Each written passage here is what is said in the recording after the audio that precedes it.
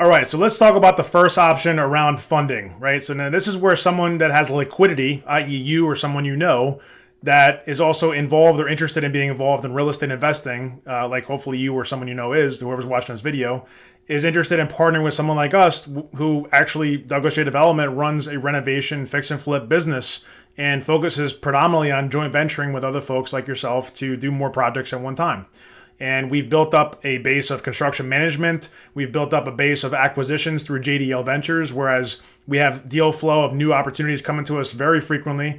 And we buy from JDL Ventures pretty much all the time because we get opportunities delivered to us religiously from wholesalers and real estate agents and other folks.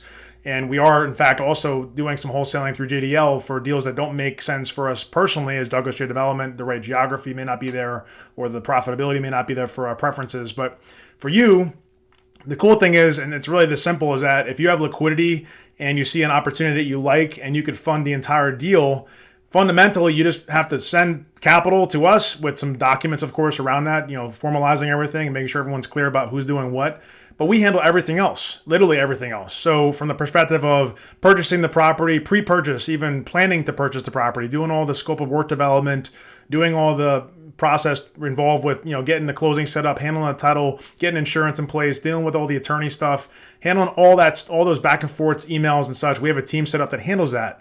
And then we have the purchase, of course, which was the closing. That is handled by us. We sign for all the documents, everything like that. And all the way through renovation, which is a very important part, by the way. The most complex part is construction. And that's something I would love to debate with anyone who feels differently about real estate. Construction is literally the most complex and the most time consuming and the most highest level of expertise required to do well at, I would say.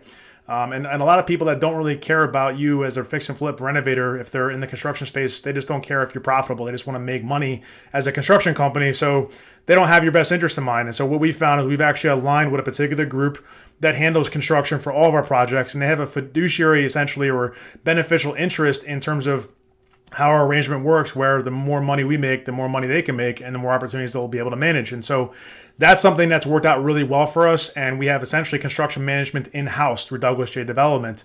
Now we handle that part all the way through the marketing and the sale, but obviously picking the right real estate agent, picking the price, understanding what the property's worth when it's all renovated, and ultimately taking it through closing, lining up with the right buyer, all the stuff that's involved with that process, we handle as Douglas J Development. So there is literally nothing for you to do if you're taking on option one, so long as you can afford and you have enough capital liquidity to be able to actually fund the entire project, which would include the purchase, the sale, and any carrying costs associated. So that is option number one, and that is for folks that obviously have an existing relationship with us.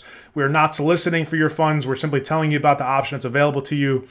This is all structured through documents. We'd have to have a conversation, of course, talk on the phone, meet in person, ideally with someone from my office or even on video at this point to discuss further the way that it all works, answer your questions. And so if that's something of interest, be sure to at least inquire about it and we'd be happy to have that conversation. Stay tuned for option number 2 and number 3 in a moment, okay?